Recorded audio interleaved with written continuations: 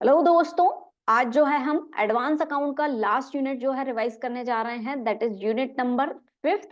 इससे पहले हमने चारों यूनिट्स को जो है रिवाइज कर लिया है। तो यदि आपने अभी तक उसको रिवाइज नहीं किया है तो आप डिस्क्रिप्शन से जो है लिंक आपको मिल जाएगी और आप उन चारों यूनिट्स को भी रिवाइज कर लीजिए। ठीक है। अब देखते हैं हम यूनिट नंबर 5th में question number first. What do you mean by dissolution of a partnership form? Partnership form का डिसोल्यूशन क्या होता है? Discuss the methods of dissolution of a form. और डिसोल्यूशन ऑफ फॉर्म के क्या मेथड्स होते हैं उस पे जो है हमें चर्चा करनी है। यदि हम बात करें dissolution of a partnership form, तो पार्टनरशिप फॉर्म क्या होती है? जब व्हेन टू और more persons join together and do a business, तो उसको हम कहते हैं पार्टनरशिप। और उसके लिए कुछ अलग टर्म्स एंड कंडीशन होती है कि नंबर ऑफ मेंबर्स इतने होने चाहिए, है ना, बिजनेस जो है लीगल होना चाहिए। ये पार्टनरशिप फॉर्म था। लेकिन जब बात हो रही है डिसोल्यूशन की, तो जब सभी पार्टनर्स जो है ये डिसाइड करते हैं कि अब जो है हमें पार्टनरशिप बिजनेस को जो है एंड करना है या फिर डिसकंटिन्यू करना है, उसी को ही हम कहते हैं dissolution of a partnership form. यानी जब सभी पार्टनर्स ये डिसाइड कर लेते हैं कि अब जो है there will be a discontinuance of a partnership business, अपने बिजनेस को जो है डिसकंटिन्यू करेंगे, आगे नहीं ले जा पाएंगे, उसी को ही कहेंगे dissolution of a partnership firm. अब ये अलग अलग कारणों से डिसोल्यूशन हो सकता है, जैसे अब हम देखते हैं। When the partnership between all the partners of a firm comes to an end, जब पार्टनरशिप जो है सभी पार्टनर्स के बीच में जो है एंड हो जाती है। Okay, if all partners decide not to continue the partnership और if the number of partner reduced to 1, the firm is deemed to be dissolved. जब सभी पार्टनर्स डिसाइड करते हैं कि आगे हमें बिजनेस को कैरी ऑन नहीं करना है, कंटिन्यू नहीं करना है, या फिर जब पार्टनर का नंबर जो है 1 हो जाता है, तो जो है हम कह सकते हैं कि फर्म डिसॉल्व हो जाती है। या तो नंबर 1 हो जाता है या इसके अलावा भी डिसोल्यूशन के और भी रीजन है। मैक्सिमम नंबर्स को पार्टनर्स क्रॉस कर जाएंगे तो भी पार्टनरशिप बिजनेस जो है बंद करना पड़ेगा। ठीक है। तो डिसोल्यूशन ऑफ पार्टनरशिप बिजनेस का मतलब यही होता है कि पार्टनरशिप बिजनेस का एंड होना, डिसकंटिन्यूअंस होना, उसी को ही हम कहेंगे डिसोल्यूशन ऑफ पार्टनरशिप फॉर्म। ठीक है। अब इसके मेथड्स पे यदि हम बात करें, methods of dissolution of firm, यानी डिसोल्यूशन ऑफ फर्म किन किन तरीकों से जो है फर्म जो है डिसकंटिन्यू हो सकती है या उसका एंड हो सकता है। तो सबसे पहले बात करें डिसोल्यूशन बाय एग्रीमेंट। अब डिसोल्यूशन बाय एग्रीमेंट का मतलब ये होता है कि सभी पार्टनर्स ने म्यूचुअली आपस में बैठकर जो है एग्रीमेंट कर लिया कि अब जो है हम पार्टनरशिप बिजनेस को जो है आगे नहीं ले जा पाएंगे और हमें उसको क्लोज करना है, और सबकी सहमति उसमें मिल गई। तो एग्रीमेंट के थ्रू जो है आप पार्टनरशिप बिजनेस को बिल्कुल बंद कर सकते हैं, उसी को ही कहेंगे हम डिसोल्यूशन बाय एग्रीमेंट। फिर आता है हमारा कंपलसरी डिसोल्यूशन। ये ऐसा डिसोल्यूशन होता है कि इन कंडीशंस में आपको बिजनेस को जो है, पार्टनरशिप को जो है एंड ही करना पड़ेगा। फॉर एग्जाम्पल, यदि हम बात करें कि आपका बिजनेस जो है, यदि कोई इलीगल काम कर रहा है ना, इलीगल बिजनेस हो रहा है, तो आपको जो है पार्टनरशिप बिजनेस बंद करना पड़ेगा। दूसरा, यदि हम बात करें नंबर ऑफ मेंबर्स जो है, यदि नंबर ऑफ मेंबर्स जो है यानी पार्टनर्स जो है वो मैक्सिमम लिमिट क्रॉस हो गई, मैक्सिमम मेंबर्स कितने होते हैं 50, और मेंबर्स जो है इंक्रीज हो गए, मोर देन 50 हो गए, तो जो है आपको बिल्कुल डिसोल्यूशन कंपलसरी आपको करना ही पड़ेगा। वहीं हम बात करें मिनिमम मेंबर्स की, तो मिनिमम मेंबर्स जो है क्या हो जाते हैं, रिड्यूस्ड टू 1, जो उसकी हमने डेफिनेशन में भी देखा। तो यदि सिर्फ एक मेंबर है तो पार्टनरशिप बिजनेस नहीं चल सकता। तो ये हो जाता है हमारा कंपलसरी डिसोल्यूशन। इस समय जो है आपको कंपलसरी वे में डिसोल्यूशन करना ही पड़ता है। Then on happening of a certain contingencies, कुछ इवेंट्स हो जाने पर, है ना, अनएक्सपेक्टेड इवेंट्स हो जाने पर जो है आपको डिसोल्यूशन करना पड़ेगा पार्टनरशिप बिजनेस का। जैसे कि यदि हम बात करें तो इसमें क्या हो सकता है, सबसे पहले तो that is expiry of a term. आपने किसी पर्टिकुलर 2 साल के लिए, 5 साल के लिए जो है बिजनेस सेटअप किया था और वो टाइम जो है फिनिश हो रहा है, तो जो है आप उसको डिसकंटिन्यू कर देंगे, देयर विल बी डिसकंटिन्यू, है ना। और इसके अलावा यदि हम बात करें तो आपका प्रोजेक्ट जो है वो कंप्लीट हो गया है, तो जो है आप बिजनेस को जो है प्रोजेक्ट कंप्लीट हुआ, वो इवेंट हो गया तो आपको बिजनेस जो है बंद करना। अनएक्सपेक्टेड इवेंट, किसी पार्टनर की डेथ हो गई तो जो है आपको डिसोल्यूशन करना पड़ेगा। ठीक है। देन बाय नोटिस, यदि आपकी partnership, different types of partnership होती है on the basis of number of members, तो उसमें से होती है on the basis of partnership at will. Partnership at will है, यानी यदि आपने इस टर्म पे पार्टनरशिप बिजनेस करा था कि अपनी इच्छा से यदि कोई पार्टनर चाहता है तो जो है पार्टनरशिप को बंद कर सकते हैं।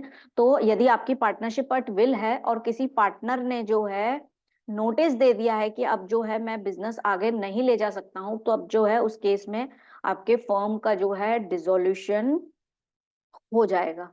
ठीक है, दिस इज द केस। इसके अलावा यदि हम बात करें तो dissolution by orders of a court, यदि कोर्ट ने आपको ऑर्डर दे दिया कि फर्म को जो है बंद करना पड़ेगा, तो जो है आपको उस केस में फर्म को जो है डिसकंटिन्यू करना पड़ेगा, एंड करना पड़ेगा। ये कैसे कैसे हो सकते हैं?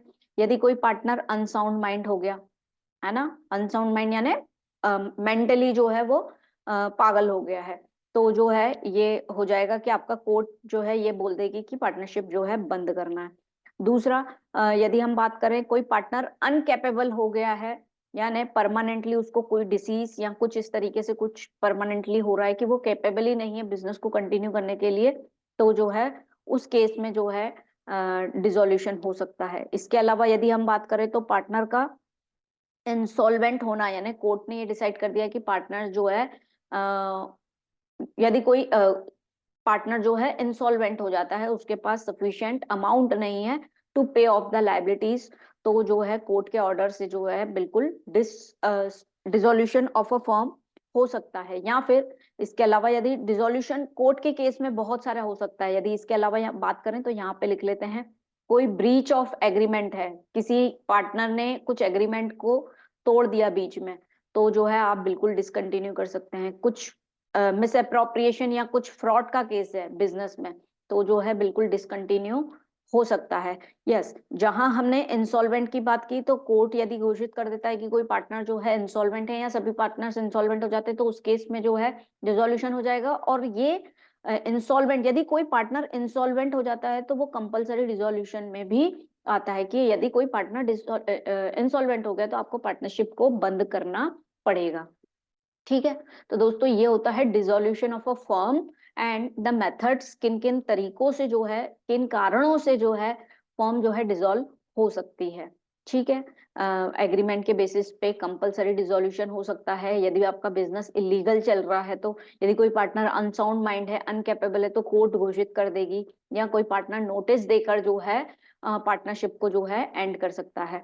अब यहाँ पे एक और चीज है, जैसे कि आपसे ये क्वेश्चन पूछा गया है, what do you mean by dissolution of a partnership firm, discuss the methods of a dissolution of firm. पिछली बार एक क्वेश्चन आया था जिसमें ये पूछा गया था, under what circumstances partnership can be dissolve, किन सर्कमस्टेंसेस में पार्टनरशिप को जो है बंद किया जा सकता है, अंडर व्हाट सर्कमस्टेंसेस जो है पार्टनरशिप कैन बी डिसॉल्व। या फिर ऐसा भी पूछ सकते हैं, what are the causes of dissolution of a partnership firm, तो उसमें जो है आपको methods of dissolution of firm को डिस्क्राइब करके आना है।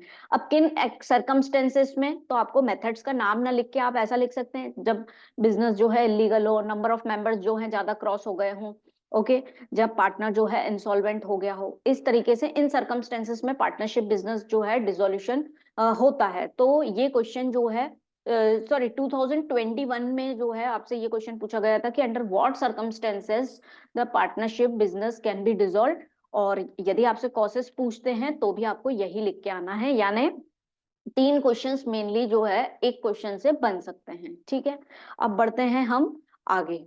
Difference between dissolution of a partnership and dissolution of a firm. Difference होता है पार्टनरशिप का डिसोल्यूशन में एंड फर्म के डिसोल्यूशन में।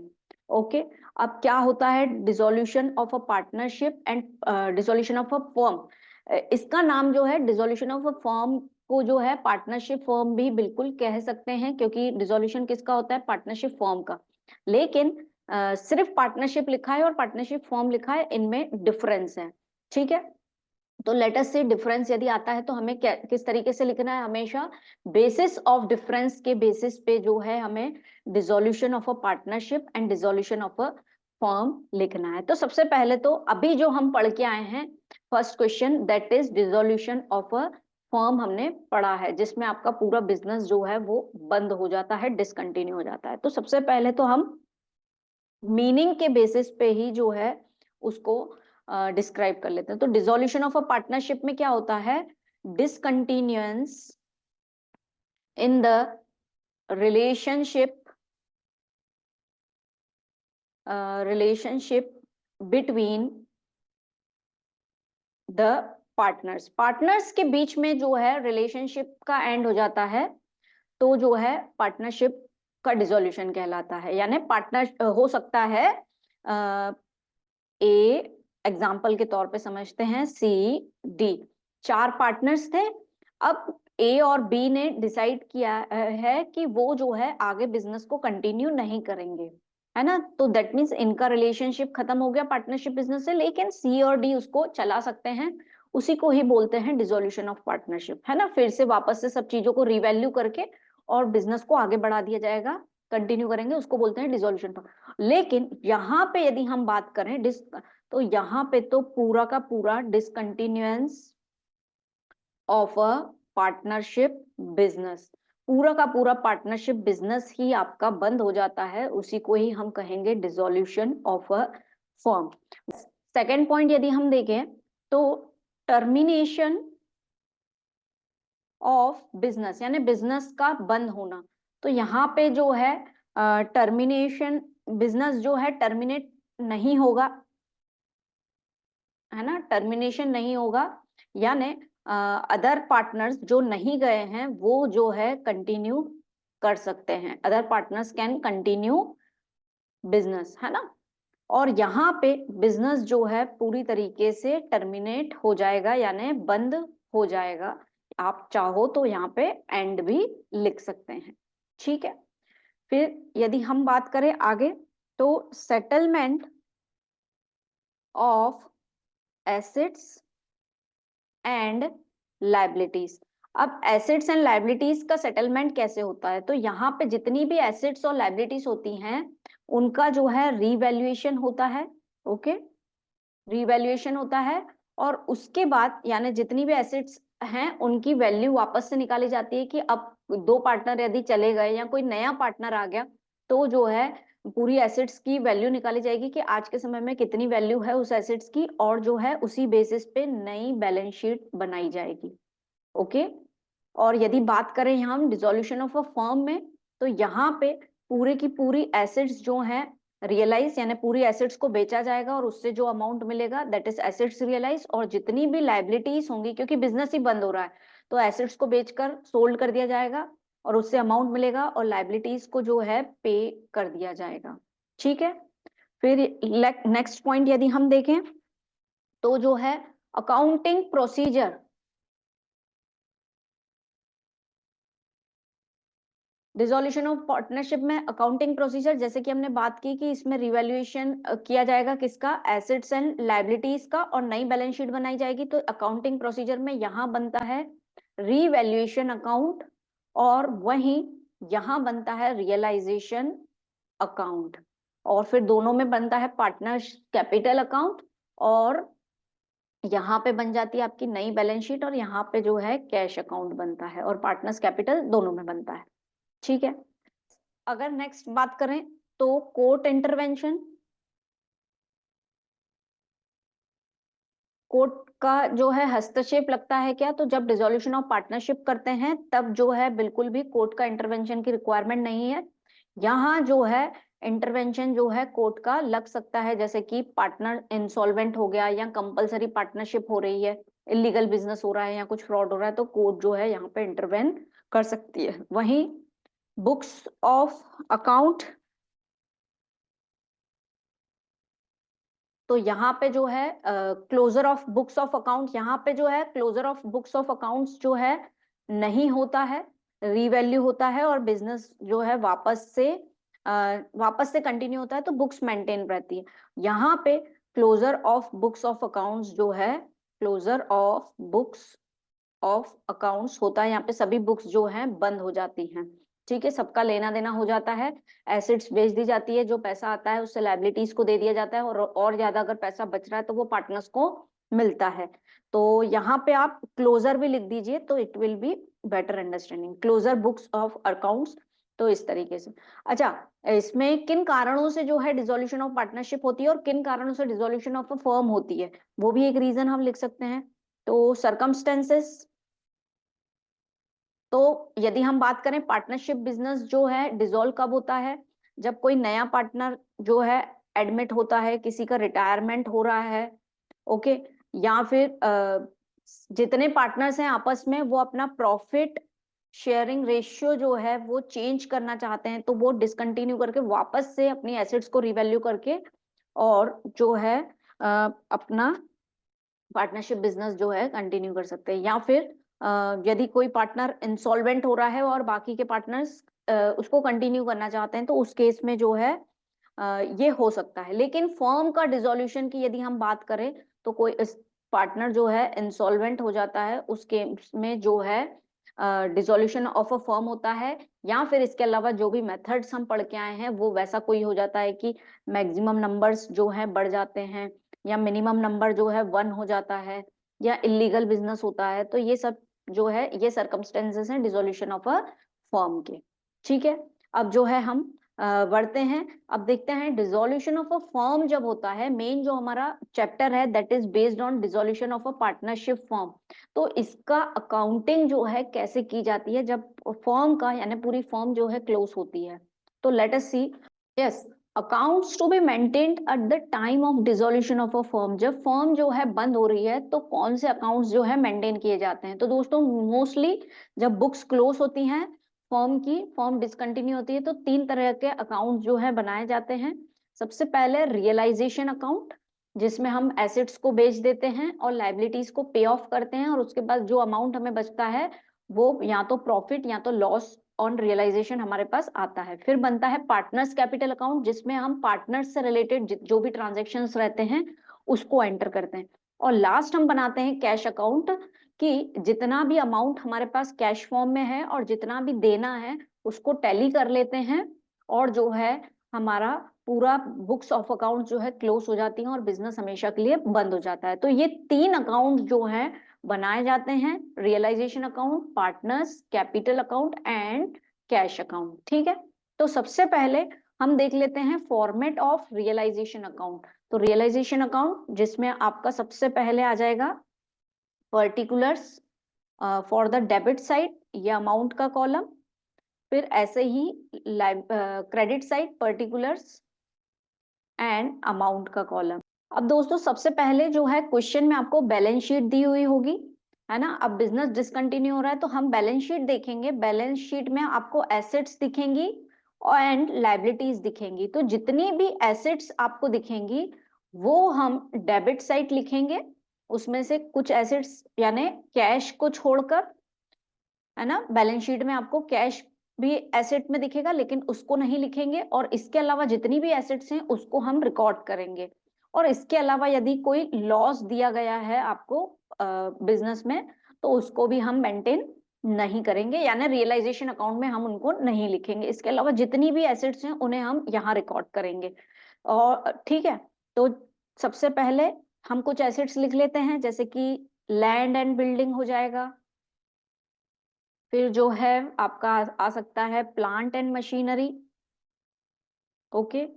फिर क्या आ जाएगा, इसके अलावा कौन सी एसेट्स होती हैं, फर्नीचर आ जाएगा, फर्नीचर एंड फिक्चर्स, यहाँ सिर्फ फर्नीचर दे दिया गया है। कुछ स्टॉक है तो वो लिख देंगे। इसके अलावा आपको यदि कोई गुडविल है तो उसको रिकॉर्ड कर देंगे। टू इन्वेस्टमेंट, यदि कोई इन्वेस्टमेंट है तो उसको भी हम रिकॉर्ड कर देंगे। ठीक है, ये अकाउंट भी हमें लिखना है, to plant and machinery account, to land and building account. इसके अलावा हम लिख देते हैं टू अदर एसेट्स, यानी इसके अलावा कोई और एसेट्स भी हैं होंगी यदि बैलेंस शीट में तो हम सभी को रिकॉर्ड करेंगे। ठीक है, अब जिस तरीके से हमने एसेट्स को right hand side debit side लिखा है उसी तरीके से जो है हम लायबिलिटीज को जो है पूरे के पूरी लाइबिलिटीज जो आपकी बैलेंस शीट में शो हो रही होंगी उसको आप क्रेडिट साइड लिखेंगे। वहां पे आपको प्रॉफिट यदि दिख रहा है पार्टनर्स का तो वो नहीं लिखेंगे, प्रॉफिट ऑफ द बिजनेस दिखेगा तो वो नहीं लिखेंगे। इसके अलावा पार्टनर्स का कैपिटल आपको दिख रहा है उसको रिकॉर्ड नहीं करना है, और पार्टनर के लोन को भी रिकॉर्ड नहीं करना है, उनको अभी छोड़ देना है, यानी रियलाइजेशन में ये नहीं आएंगे आइटम। कैश नहीं आएगा बैलेंस शीट में एसेट साइड में से, और कुछ लॉस या प्रॉफिट या लॉस दिया है तो वो नहीं आएंगे। पार्टनर्स कैपिटल को रिकॉर्ड नहीं करना है, और पार्टनर का लोन है तो उसको भी हम रियलाइजेशन में नहीं लिखेंगे। इसके अलावा यदि कोई लाइबिलिटीज दी हुई है तो हम यहाँ पे लिखेंगे, जैसे कि बाय क्रेडिटर्स। यहाँ पे आपको एक एसेट हमें याद आ गई, डेटर्स के नाम से हो सकती है, ठीक है। इस साइड आ जाएगा आपका बिल्स पेबल, ठीक है। और तो इस साइड जो है आपका, और यदि एसेट्स लिखें तो that will B bills receivables जो है आ जाएंगे। यहाँ पे आ जाएगा आपका आउटस्टैंडिंग एक्सपेंसेस, है ना, आपकी लाइबिलिटी होती है आउटस्टैंडिंग एक्सपेंसेस। वैसे ही यदि कुछ प्रीपेड है तो वो आ जाएगा टू प्रीपेड एक्सपेंसेस, ठीक है। आउटस्टैंडिंग एक्सपेंसेस हो गया। उसके बाद हम लिखेंगे बाय प्रोविडेंट फंड, यदि कोई प्रोविडेंट फंड है तो वो आ जाएगा, है ना। इसके अलावा यदि कोई बात करें, कोई लोन यदि लिया है, यानी पार्टनर्स का लोन रिकॉर्ड नहीं करना है, लेकिन इसके अलावा यदि कोई बैंक लोन है या और कोई लोन है तो वो आ जाएगा, बैंक ओवरड्राफ्ट आ जाएगा। किसी भी अदर तरीके की लाइबिलिटी जो है यहाँ पे हमें रिकॉर्ड करनी है, ठीक है। जब इस तरीके से हमने एसेट्स और लाइबिलिटीज को रिकॉर्ड कर लिया, उसके बाद अब क्या करेंगे हम इन एसेट्स, ये जो एसेट्स हमने रिकॉर्ड किया है, ये रिकॉर्ड किया कि बैलेंस शीट में हमारी एसेट जो है इतने रुपीस से थी। अब इन एसेट्स को जो है या तो सोल्ड कर दिया जाता है या कोई पार्टनर जो है इसको खरीद लेता है या ले लेता है। तो यदि एसेट्स को सोल्ड कर दिया जाता है तो हम क्या लिखेंगे, बाय कैश या बैंक अकाउंट, दोनों में से कुछ भी लिख सकते हैं, ठीक है। बाय कैश या बाय बैंक अकाउंट, और यहाँ पे आपकी जितनी भी एसेट सोल्ड हुई हैं उनको जो है हम रिकॉर्ड कर देंगे, किस नाम से, बाय कैश के नाम से। यहाँ पे भी हम अकाउंट लगा देते हैं, ठीक है। बैंक लोन अकाउंट, प्रोविडेंट में तो नहीं आएगा, और ये आ गया, ठीक है। अब जितनी सोल्ड हो गई वो कैश के नाम से रिकॉर्ड हो जाएंगी, इस जो भी एसेट्स होंगी, है ना, और या तो सोल्ड होंगे या उनको कौन ले जाएगा, पार्टनर ले जाएगा। बाय, यदि कोई पार्टनर ले जा रहा है तो हम पार्टनर के नाम से उस एसेट को रिकॉर्ड कर देंगे, बाय पार्टनर्स कैपिटल अकाउंट। और यहाँ पे ये हमारे समझने के लिए लिख रहे हैं, asset taken over by partner, जिस पार्टनर ने एसेट ली है उसको जो उसका जो है नाम यहाँ पे लिखेंगे। सपोज ए ने ली है तो एस कैपिटल अकाउंट, और ब्रैकेट में ले लेंगे जो भी एसेट उसने लिए, सपोज उसने मशीनरी लिए तो बाय एस कैपिटल और ब्रैकेट में लिख देंगे मशीनरी, ठीक है। अब ये पूरी की पूरी एसेट्स जो हैं, अगर आपको जितनी भी बैलेंस शीट में एसेट्स दिए हैं, जितनी आपने यहाँ पे रिकॉर्ड की, ये पूरी की पूरी जो है इनका ट्रांजैक्शन इम्पैक्ट जो है यहाँ पे देना। सपोज क्वेश्चन में किसी एसेट के लिए दिया नहीं गया है कि उसको सोल्ड किया है कि पार्टनर ने ले गया है, तो हम क्या अज्यूम करेंगे कि उसको जो है सोल्ड कर दिया गया है और उसको हम कैश के नाम से जो है रिकॉर्ड कर देंगे, ठीक है। यानी इतने आइटम्स जो भी हमने लिखे हैं एसेट्स, वो पूरी की पूरी क्रेडिट साइड उसकी एंट्री होना चाहिए, ठीक है। वैसे ही अब जितनी भी लाइबिलिटीज हैं, या तो हम उनको पे कर देंगे कैश फॉर्म में, या फिर वो लाइबिलिटी कोई पार्टनर ले जाएगा। तो जब हम उनको पे करेंगे तो टू कैश या बैंक अकाउंट के नाम से लाइबिलिटीज पेड, जितनी भी लाइबिलिटीज पे करेंगे उसको कैश या बैंक से, और यदि कोई पार्टनर जो है उन लाइबिलिटीज को ले जाता है तो उस पार्टनर का नाम आ जाएगा टू पार्टनर्स कैपिटल अकाउंट, और यहाँ पे लाइबिलिटी टेकन बाय पार्टनर, ठीक है। ये हमारे समझने के लिए है, ये हमें क्वेश्चन करते समय ऐसा नहीं लिखना है। तो यदि सपोज क्रेडिटर्स जो है कोई पार्टनर ले गया है तो हम क्या लिखेंगे, ए ले गया है तो टू एस कैपिटल अकाउंट और ब्रैकेट में लिख देंगे क्रेडिटर्स, ठीक है। इस तरीके से यानी हो सकता है, अब इसको एग्जांपल समझें, आपकी मशीन लैंड थी 1 लाख रुपीस की, और वो जो है जब आप उसको सोल्ड करने गए तो वो लैंड जो है 80,000 की ही बिकी। तो इस तरीके से जो है आपको एंट्री करना है। ये इंफॉर्मेशन भी आपको दी रहेगी क्वेश्चन में और ये इंफॉर्मेशन भी दी रहेगी। ठीक है, अब ये हो गया। इसके अलावा यदि हम बात करें रियलाइजेशन अकाउंट में, तो एक एक्सपेंस, जब ये रियलाइजेशन का काम होता है तो कुछ खर्चा भी होगा, जाहिर सी बात है, फॉर्म को बंद करने के लिए। तो जो है यदि कोई एक्सपेंस होता है तो उसको भी जो है टू कैश के नाम से जो है एक्सपेंसेस को हम एंटर कर देंगे। ओके, तो जैसे कि एक्सपेंसेस यदि पे हुए हैं तो टू कैश के नाम से शो कर देंगे, और यदि किसी पार्टनर ने एक्सपेंसेस पे किए हैं तो हम टू पार्टनर्स कैपिटल अकाउंट और ब्रैकेट में एक्सपेंसेस लिख देंगे। ठीक है, और इस तरीके से जो है हमने अब एसेट्स और लायबिलिटीज को जो है रिकॉर्ड किया है। इसके अलावा यदि हम कोई ट्रांजेक्शन की बात करें तो यस, इस इंटरेस्ट यदि ड्राइंग पे मिल रहा है तो वो भी आ जाएगा बाय पार्टनर्स कैपिटल। ड्राइंग पे इंटरेस्ट किसको मिलेगा? पार्टनर्स को। ड्राइंग पर्सनल यूज के लिए यदि हो रही है तो to partners capital interest on drawings यदि दिया है तो उसको भी इस तरीके से रिकॉर्ड कर लेंगे। अब हमने डेबिट और क्रेडिट रिकॉर्ड कर लिया। जब आपका क्रेडिट साइड जो है ज्यादा है, उसमें से हम यदि डेबिट को लेस कर रहे हैं और आपका बैलेंसिंग फिगर जो है डेबिट साइड आ रहा है बैलेंसिंग फिगर, तो वो क्या आएगा? That will be profit on realisation. ठीक है, प्रॉफिट ऑन रियलाइजेशन।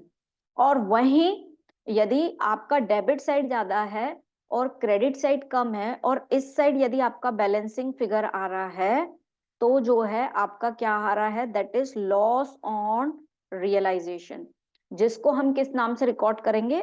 पार्टनर्स के नाम से। वो लॉस या प्रॉफिट जो है किसके बीच में डिस्ट्रीब्यूट हो जाएगा? पार्टनर्स के बीच में डिस्ट्रीब्यूट हो जाएगा, उनके प्रॉफिट शेयरिंग रेशियो में, है ना। प्रॉफिट शेयरिंग रेशियो, जैसे कि क्वेश्चन सॉल्व करते हैं हम तो दिया रहता है कि प्रॉफिट वो किस रेशियो में शेयर करते हैं, जैसे 3:2:1, 2:1 यदि दो पार्टनर है, जो भी रेशियो दिया होगा उस रेशियो में हम शेयर करेंगे। तो हम यहाँ पे लिखेंगे bye partners capital account, bracket में चाहें तो हम लिख सकते हैं लॉस ऑन रियलाइजेशन, और जितने भी पार्टनर्स रहेंगे ए बी सी ऐसा करके जो है उनमें प्रॉफिट या लॉस जो है डिवाइड। अब इस साइड क्रेडिट साइड जो आया है तो लॉस आया है, उसी साइड डेबिट साइड यहाँ पे प्लेस नहीं है, हम यहाँ लिख देते हैं। अगर डेबिट साइड आपका बैलेंस निकलेगा तो आप उसको भी same as it is to partners capital account और ब्रैकेट में लिख देंगे आप प्रॉफिट ऑन रियलाइजेशन, कि आपको प्रॉफिट हुआ है रियलाइजेशन पे, और ये पार्टनर्स के एस कैपिटल बीस कैपिटल इस तरीके से जो है उसकी रिकॉर्डिंग कर देंगे। ठीक है, डेबिट साइड हमारे पास जगह नहीं थी इसलिए हमने उसको जो है यहाँ रिकॉर्ड किया है। ठीक है, तो इस तरीके से रियलाइजेशन अकाउंट बनता है। बहुत आसान है। क्वेश्चन में आपको बैलेंस शीट दी रहेगी, उसमें से आपको एसेट्स को लिखना है। कौन कौन सी एसेट्स को नहीं लिखेंगे? कैश को छोड़ के बाकी सब एसेट्स को लिखेंगे। लॉस या प्रॉफिट दिया है उसको नहीं लिखेंगे। पार्टनर का लोन और पार्टनर का कैपिटल जो है उसको रिकॉर्ड नहीं करेंगे। ठीक है, और लाइबिलिटीज पूरी रिकॉर्ड कर देंगे। फिर जो एसेट्स सोल्ड हुई हैं या पार्टनर ने ली है उसकी अपोजिट एंट्री करेंगे क्रेडिट साइड। वैसे ही लाइबिलिटीज जो पे हुई हैं और पार्टनर ने ली है उसको क्रेडिट साइड एंटर करेंगे। कुछ एक्सपेंसेस हो रहे हैं तो उसको डेबिट साइड शो करेंगे, और फिर आपका प्रॉफिट या लॉस ऑन रियलाइजेशन जो है आ जाएगा, जिसको हम ट्रांसफर कर लेंगे पार्टनर्स कैपिटल अकाउंट में। ठीक है, अब जो है इसी के बेसिस पे ये हमारा पार्टनर्स कैपिटल अकाउंट जो है बनाएंगे। तो बना लेते हैं हम partners capital account. Next account, okay, partners capital account. Let us assume कि हमारे पास दो पार्टनर्स हैं, तो ए और बी नाम रख लेते हैं, और ये अमाउंट का कॉलम है ए का और ये बी का। वैसे ही ये भी ए बी और इनके अमाउंट का कॉलम। ठीक है, क्रेडिट साइड का। अब पर्टिकुलर्स, और ये आ जाएगा आपका पर्टिकुलर्स। ठीक है, अब हम क्या करेंगे? सबसे पहले पार्टनर्स कैपिटल में हमने जो बैलेंस शीट में पार्टनर का कैपिटल जो छोड़कर आए हैं वो हम लिखेंगे सबसे पहले कि बाय बैलेंस ब्रॉट डाउन, कि इतना ए का कैपिटल है, इतना बी का कैपिटल है। यदि कैपिटल डिफिशियंसी में होगा यानी डेबिट बैलेंस दिया होगा बहुत रेयर बनता है लेकिन कभी कभी आ जाता है। तो यदि आपको डेबिट बैलेंस दिया हुआ है बैलेंस शीट में कैपिटल में, तो वो जो है ए एंड बी है ना। पार्टनर्स कैपिटल आपको लायबिलिटी साइड मिलेगा यूजुअली, लेकिन आपको यदि अपोजिट साइड एसेट साइड दिख रहा है यानी डेबिट बैलेंस दिया है यानी, तो जो है आप इस साइड रिकॉर्ड करेंगे। ठीक है, उसके बाद सबसे पहले हम बैलेंस शीट पे गए, वहां से हमने जो हमारे क्वेश्चन में बैलेंस शीट दी होगी वहां पे हमें पार्टनर्स कैपिटल अकाउंट मिलेगा, वहां से हमने पार्टनर का कैपिटल रिकॉर्ड कर लिया। उसके बाद हमने बनाया था रियलाइजेशन अकाउंट, और जहां जहां हमने पार्टनर का नाम लिखा है वहां जो है वो वाला आइटम जो है हम रियलाइजेशन का यहाँ पर लेके आएंगे। सपोज हमें रियलाइजेशन का लॉस हुआ होगा तो हमने उसको क्रेडिट साइड एंटर किया था पार्टनर के नाम से, तो आप पार्टनर्स कैपिटल अकाउंट में उसका जो है एंट्री करेंगे टू रियलाइजेशन अकाउंट, और ये जो है हमने लॉस ट्रांसफर कर लिया। यदि प्रॉफिट होगा तो बाय रियलाइजेशन अकाउंट, और यहाँ पे जो है आप प्रॉफिट, यदि रियलाइजेशन में प्रॉफिट होगा तो वो क्रेडिट साइड आ जाएगा क्योंकि बैलेंसिंग फिगर आपका डेबिट साइड आ रहा है। ठीक है, इस तरीके से लॉस और प्रॉफिट को हम रिकॉर्ड करेंगे। इसके अलावा यदि किसी पार्टनर ने एसेट ली है ना, तो वो जो है टू रियलाइजेशन, और जिस पार्टनर ने एसेट ली है, सपोज बी ने प्लांट एंड मशीनरी खरीदा है तो बी के उसमें हम अकाउंट में एंट्री कर देंगे। यदि किसी एसेट्स लिख देते हैं यहाँ पे, ओके, टेकन ओवर, ये समझने के लिए है, ये आपको लिखना नहीं है, ये अभी हम फॉर्मेट समझ रहे हैं इसलिए हम इस तरीके से उसको लिख रहे हैं। फिर बाय रियलाइजेशन, यदि किसी पार्टनर ने कोई लायबिलिटी का पेमेंट किया है तो वो जो है हम यहाँ पर लिख देंगे लायबिलिटीज टेकन, यानी लायबिलिटीज ली हैं यदि किसी पार्टनर ने तो उसको हम रिकॉर्ड करेंगे। सपोज ए ने कोई लायबिलिटी दी है तो उसके अमाउंट में अकाउंट के कॉलम में जो है वो लिख देंगे। इसके अलावा यदि आपकी बैलेंस शीट में कोई जनरल रिजर्व करके दिया होगा तो वो अमाउंट जो है हम जनरल रिजर्व को प्रॉफिट शेयरिंग रेशियो जो होगा पार्टनर्स का उसके बीच में जो है डिस्ट्रीब्यूट कर देंगे। ठीक है, ये हमने लिख लिया पार्टनर्स कैपिटल का हिसाब किताब। अब इसको आप टोटल करेंगे दोनों साइड का, जिस साइड का ज्यादा होगा उस साइड से दूसरे साइड को लेस करेंगे, और जिस भी साइड बैलेंसिंग फिगर आएगा वो आ जाएगा टू कैश अकाउंट के नाम से बैलेंसिंग फिगर, और या फिर बाय कैश के नाम से बाय कैश अकाउंट, और ये जो है आपका बैलेंसिंग फिगर जो है दोनों साइड किसी भी साइड आ सकता है। ठीक है, अब इसके लॉजिक को समझें। जो हमारा आंसर आ रहा है यदि हम इसकी जनरल एंट्री करते तो partners capital account debit to cash, यानी इनका पार्टनर का जो है हिसाब किताब हो गया, उसके बाद भी इतना अमाउंट बच रहा है तो पार्टनर जो है अपना कैश वापस ले जाएगा, क्योंकि बिजनेस में जो है अब बिजनेस तो डिसकंटिन्यू हो रहा है। तो सपोज ए का बैलेंस जो है इस साइड आया है ना, तो हम क्या करेंगे, A's capital account debit to cash account, यानी ए जो है कैश वापस ले जाएगा जो एक्स्ट्रा कैश बचा हुआ है बिजनेस में। यदि बैलेंस इस साइड आता है, हम अज्यूम कर लेते हैं बी का बैलेंस इस साइड आया है, तो इसकी जनरल एंट्री क्या होगी, cash account debit to B's capital account. That means B के हिसाब किताब में कैश की कमी थी, यानी उसको देना ज्यादा था और उसके पास कैश अवेलेबल कम था, तो बी को जो है अपनी तरफ से कैश लाना पड़ेगा वो हिसाब किताब को पूरा करने के लिए, है ना। तो जो है ये बी बिजनेस में कैश लेकर आएगा ताकि वो लायबिलिटीज जो है पे ऑफ हो सके बिजनेस की। तो इसका मतलब ये है। ठीक है, यस। अब कैश अकाउंट की यदि हम बात करें तो ये आ जाएगा आपका पर्टिकुलर्स अमाउंट, पर्टिकुलर्स छोटा सा कैश अकाउंट बनता है या बैंक अकाउंट, जो भी आपको क्वेश्चन मेंशन करेगा बनते सेम ही है, बस नाम चेंज होता है। ठीक है, कहीं बैलेंस शीट में सिर्फ बैंक दिया होगा तो हम बैंक अकाउंट बना लेंगे और कैश दिया होगा तो कैश। अब जो बैलेंस शीट हमको दी गई है उसमें कैश हमने छोड़ा था, वहां रियलाइजेशन में नहीं लिखा है, पार्टनर्स कैपिटल में नहीं लिखा है। अब हम कैश अकाउंट बनाएंगे और कैश का कौन सा बैलेंस होता है, डेबिट बैलेंस, तो टू बैलेंस ब्रॉट डाउन, ये कैश का वो अमाउंट है जो हमारी बैलेंस शीट में दिया होगा, है ना। हमारे समझने के लिए, याद करने के लिए हम यहाँ पे लिख लेते हैं, ठीक है। हमें अमाउंट लिखना है, ऐसा नहीं लिखना है, ठीक है। उसके बाद आएंगे हम रियलाइजेशन पे। जितनी एसेट्स हमने सोल्ड की होंगी तो वहां पे हमने क्या लिखा था, बाय कैश। तो ये टू रियलाइजेशन करके जो है, जो भी कैश के नाम से हमने एंट्री की थी वो हम यहाँ पे लिखेंगे।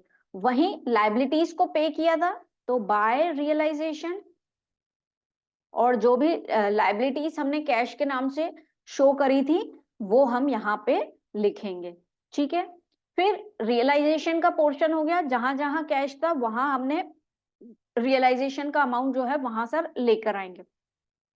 फिर हम आएंगे पार्टनर्स कैपिटल में। अब पार्टनर्स कैपिटल में जहां जहां हमें कैश दिखाई देगा वो एंट्री हम यहाँ पे करेंगे। जैसे टू कैश यदि दिख रहा है पार्टनर्स कैपिटल में डेबिट साइड, तो यहाँ पे हम लिखेंगे बाय पार्टनर्स कैपिटल अकाउंट। यदि एक पार्टनर का डेबिट बैलेंस आया है और एक का क्रेडिट, तो उस पार्टनर का नाम जो है, सपोज ए का डेबिट बैलेंस है तो बाय एस कैपिटल अकाउंट लिख देंगे, और यदि इस साइड बी का आया है तो यहाँ पे बी का नाम लिख देंगे, टू पार्टनर्स कैपिटल अकाउंट। जिस साइड का भी कैश आएगा उस साइड दे देंगे। दैट मीन्स कि ए को जो है हमें पैसा देना है, तो जो है ए को जो है हमने सॉरी ए को देना है तो उसको हमने यहाँ पे लिख दिया, पेमेंट कर दिया। और बी से जो है हमें पेमेंट लेना था तो जो है हमने उसको डेबिट लिख दिया। और इसके अलावा यदि किसी पार्टनर का लोन है तो उसका भी पेमेंट जो है यहाँ पे ही हम करेंगे। तो इस साइड पेमेंट हो जाएगा बाय पार्टनर्स लोन अकाउंट, ठीक है। जो अगर यदि किसी पार्टनर ने लोन, पार्टनर का लोन है तो वो जो है उसका पेमेंट भी हम कर देंगे। और जब आप कैश अकाउंट को टोटल करोगे तो आपका क्रेडिट और डेबिट साइड दोनों टैली हो जाएगा, क्योंकि कैश की कमी होगी तो हमने ऑलरेडी पार्टनर से बुलवाई होगी, और कैश यदि ज्यादा होगा तो वो पार्टनर को हमने दे दिया है, ठीक है। तो जो है ये टैली हो जाएगा, दोनों इक्वल आएंगे आपके डेबिट और क्रेडिट। दिस मीन्स आपका क्वेश्चन जो है वो सही है। और दूसरा, पूरी अकाउंट्स जो है, बुक्स जो है वो पूरी की पूरी क्लोज हो जाएंगी बिजनेस की, और डिसोल्यूशन हो जाएगा। इस तरीके से मेनली ये 3 अकाउंट बनाए जाते हैं, और भी कभी पार्टनर्स लोन अकाउंट बनाने के लिए कहा जाता है, फिर जॉइंट लाइफ पॉलिसी का कंसेप्ट आता है। बट मेनली जो है ये 3 अकाउंट मैंडेटरी है हमारे लिए समझने के लिए, ठीक है। अब जब हमने फॉर्मेट समझा है तो एक क्वेश्चन समझ लेते हैं ताकि कंसेप्ट पे क्लैरिटी आ सके। तो ये एक क्वेश्चन हम सॉल्व कर लेते हैं। क्वेश्चन हमारे सामने है, रीड करते हैं क्वेश्चन को। A B decided to dissolve the firm on 31 December 2017 their balance sheet as under. हमको बैलेंस शीट दी गई है, ए और बी ने डिसाइड किया है कि वो फर्म को डिसॉल्व कर रहे हैं। हमारे पास कितने पार्टनर्स हैं, ए एंड बी, 2 पार्टनर्स हैं। और बैलेंस शीट दी गई है। बैलेंस शीट में क्या है दिया गया है, cash, debtors, stock, plant and goodwill. इस साइड दिया गया है क्रेडिटर्स, एस लोन। ए कौन है, पार्टनर है, ठीक है। तो हमें ध्यान देना है, दिस इज पार्टनर्स लोन। फिर कैपिटल आपको दिया गया है दोनों पार्टनर्स का, ए का और बी का। फिर आगे क्या दे रहा है क्वेश्चन में, they shared profit and loss in the ratio of their capital. उनका profit and loss sharing ratio कितना है, जो उनका कैपिटल है उस रेशियो में। तो कैपिटल कितना है उनका, ए का है 40,000 और बी का है 20,000। यदि इसका हम रेशियो निकाल लें तो 0 से 0 कैंसिल, 2 1 से 2 एंड 2, यानी 2:1 जो है इनका प्रॉफिट शेयरिंग रेशियो है, ठीक है। अब जो है आगे देखें, डेटर्स रियलाइज्ड 8400। जब डेटर्स से पैसा लिया गया, जिनको हमने क्रेडिट में बेचा था गुड्स, तो उनसे हमें कितने मिले हैं 8400। और यहाँ डेटर्स कितने हैं, 10,000 के डेटर्स हैं जिनसे 8400 रियलाइज हुए हैं। स्टॉक रियलाइज 36,000, स्टॉक को बेचा गया तो 40,000 का स्टॉक था जिसकी वैल्यू जो है हमें 36,000 मिली। ऐसे ही प्लांट की goodwill realise 12,000। Creditors were paid 5% of less than the book value in full settlement. Creditors जो हैं, जितने भी क्रेडिटर्स हैं उससे 5% कम जो है हमें अमाउंट मतलब देना पड़ा है। क्रेडिटर्स से हमारा समझौता हो गया, उन्होंने हमें डिस्काउंट दे दिया 5% का, और 12,000 में से 5% लेस करके जो है वो हमें पे करना पड़ा उनको। फिर डिसोल्यूशन एक्सपेंसेस आपके चार्ज हुए हैं 1200। Prepare realisation account partners capital account and cash account. आपको रियलाइजेशन अकाउंट बनाना है, पार्टनर्स कैपिटल अकाउंट बनाना है एंड कैश अकाउंट बनाना है। तो सबसे पहले हम बनाएंगे हमारा रियलाइजेशन अकाउंट, जिसमें हमें क्या ध्यान देना है, रियलाइजेशन अकाउंट में हमें कैश को एंटर नहीं करना है और ना ही पार्टनर के लोन को, पार्टनर्स कैपिटल को रिकॉर्ड नहीं करना है। इसके अलावा कुछ प्रॉफिट या लॉस बैलेंस शीट में दिया हो तो उनको भी रिकॉर्ड नहीं करना है। ठीक है, तो पर्टिकुलर्स अमाउंट, फिर लिख लेते हैं हम पर्टिकुलर एंड अमाउंट। अब जितनी भी एसेट्स दी गई हैं उनको हम रिकॉर्ड कर लेते हैं कैश को छोड़कर। तो डेटर्स से चालू करते हैं। टू डेटर्स अकाउंट कितना है 10,000। फिर डेटर्स के बाद दिया है आपको स्टॉक, और स्टॉक की वैल्यू क्या दी हुई है, दैट इज 40,000।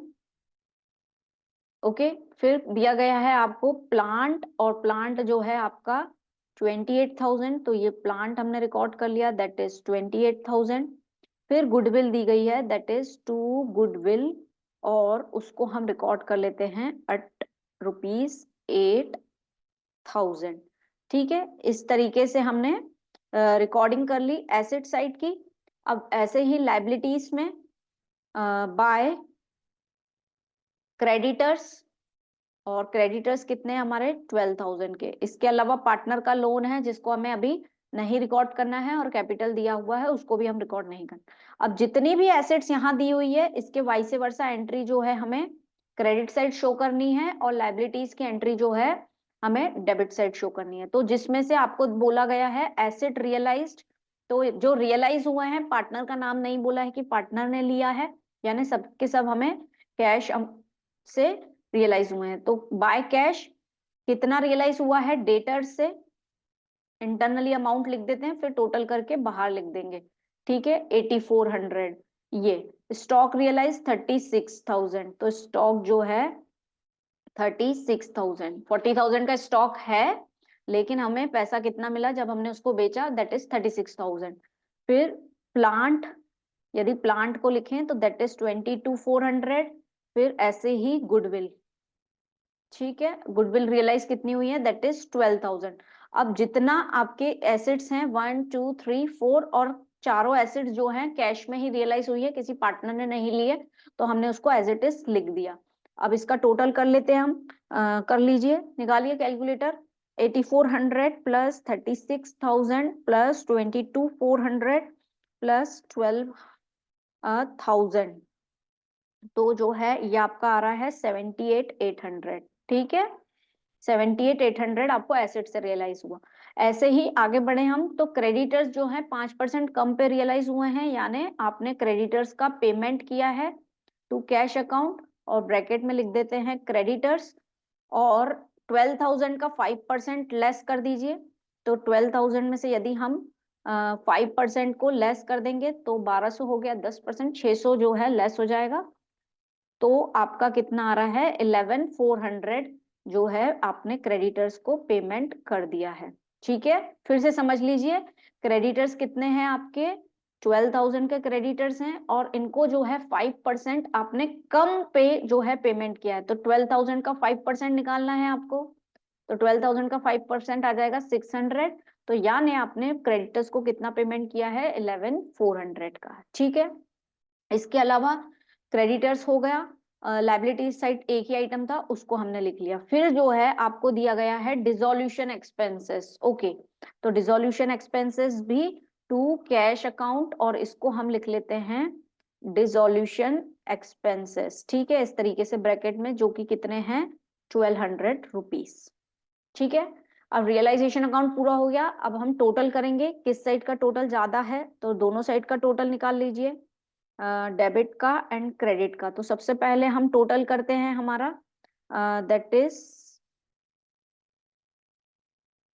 78,800। क्रेडिट साइड का करते हैं 78,800 प्लस 12,000, तो ये आ जाएगा आपका 9800 इस साइड का आ रहा है। ठीक है, इसको अभी यहाँ लिख लेते हैं, प्रॉफिट आएगा कि लॉस आएगा।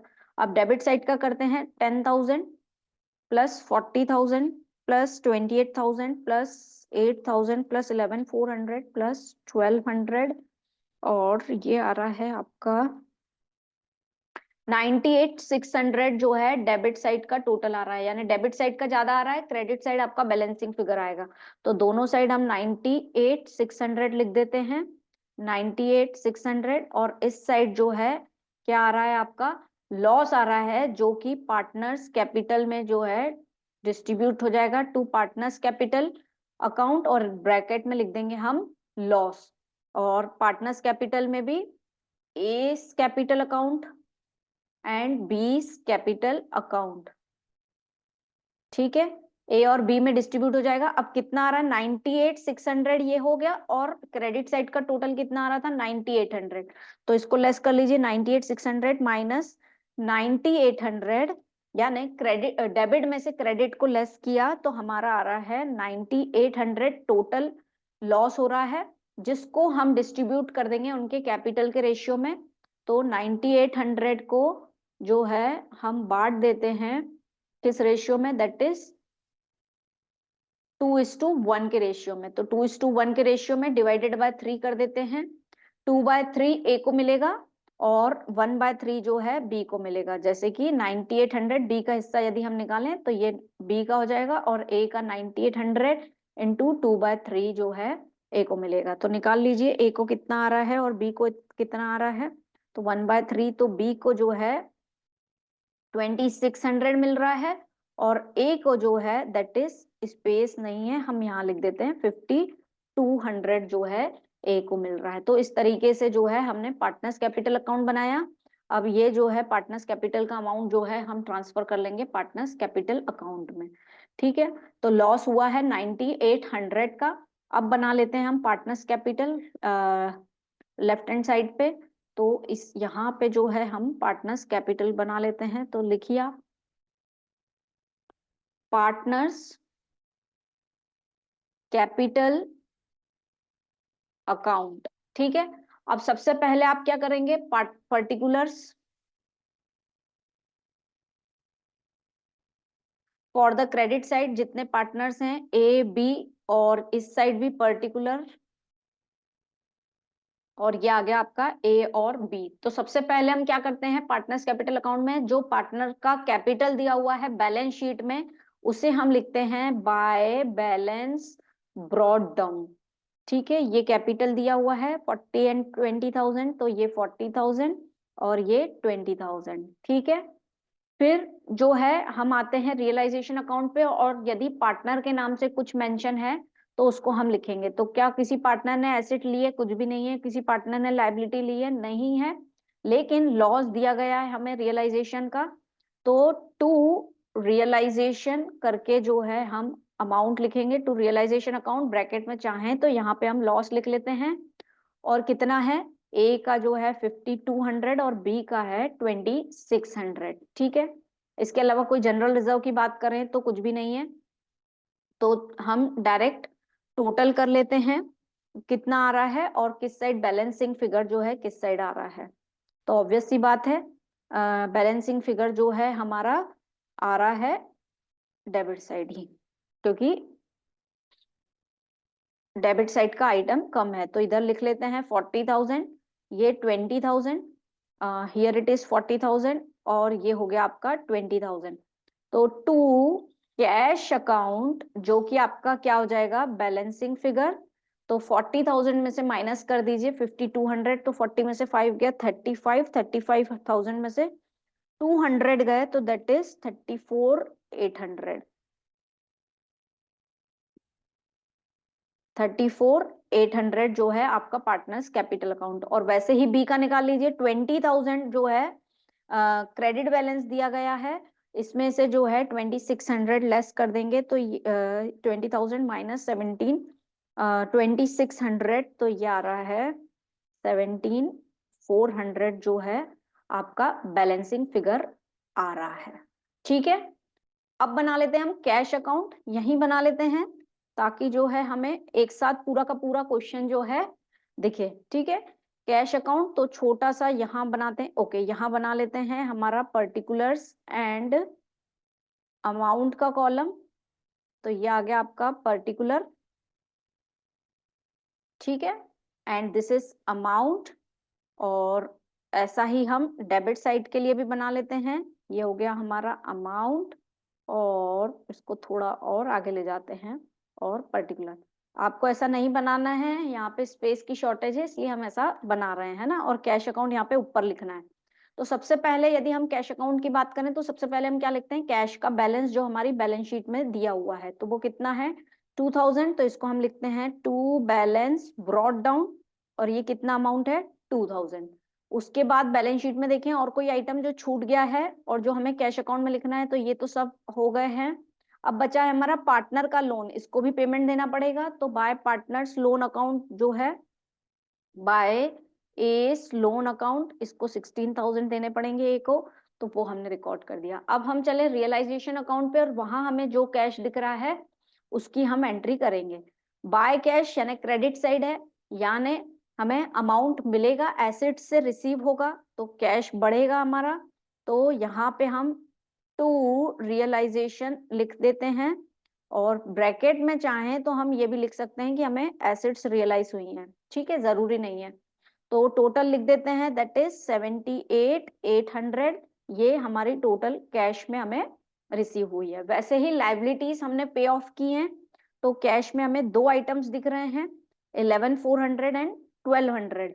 तो जो है 11,400 एंड 1,200 जो है कितना हो जाएगा आपका 12,600, जो है आपका लाइबिलिटीज साइड का टोटल आ जाएगा। तो बाय रियलाइजेशन दैट इज 12,600 कैसे हुआ, क्रेडिटर्स और dissolution expenses 11,400 plus 1,200, that is 12,600 का पेमेंट जो है इस तरीके से हो जाएगा, ठीक है।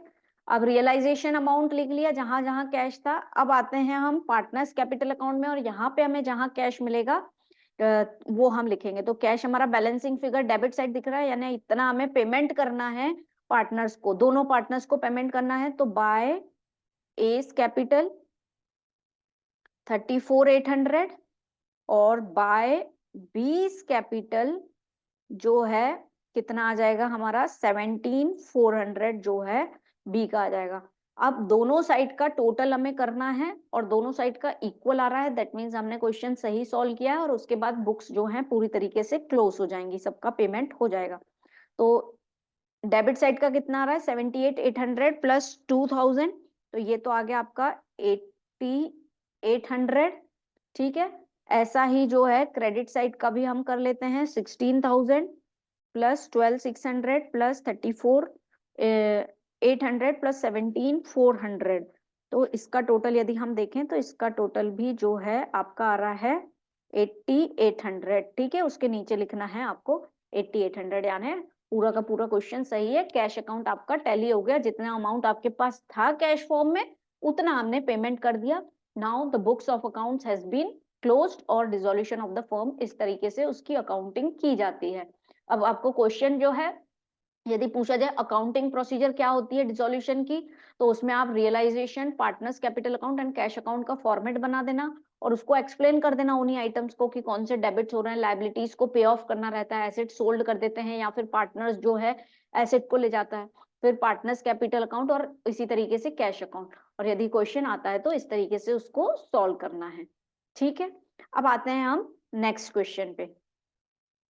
Describe Garner versus Murray rule, what are the main principles of this case. अब गार्नियर वर्सेस मुर्रे रूल क्या है, तो दोस्तों गार्नियर वर्सेस मुर्रे रूल जो है ये रिगार्डिंग है इंसॉल्वेंसी को लेके। यदि कोई पार्टनर इंसॉल्वेंट होता है और वहां पे गार्नियर वर्सेस रूल लगाना है, तो हम ये कंडीशंस लगाएंगे जो अभी हम सीखेंगे। तो इसको समझते हैं हम एक एग्जांपल से।